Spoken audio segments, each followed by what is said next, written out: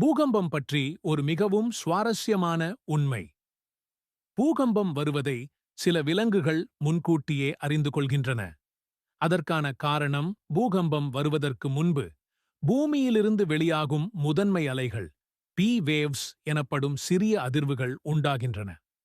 இந்த பி அலைகள் மனிதர்களால் உணர முடியாத அளவுக்கு மென்மையானவை, ஆனால் அவை இன்ஃப்ரா சவுண்ட் எனப்படும் குறைந்த அதிர்வெண் கொண்ட ஒலிகளை உருவாக்குகின்றன.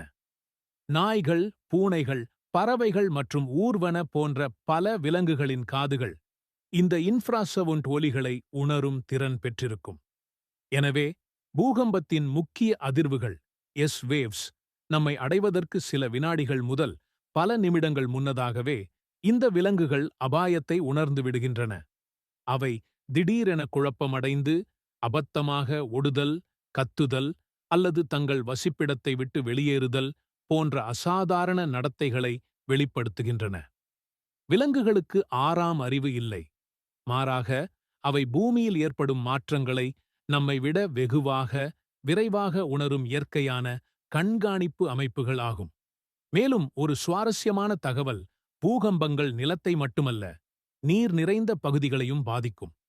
ஒரு பெரிய பூகம்பம் கடற்பரப்பின் உயரத்தை மாற்றி, அதனால் பூகம்பக் கடல் சீமிக்குள் சி அல்லது சுனாமி உருவாகலாம்.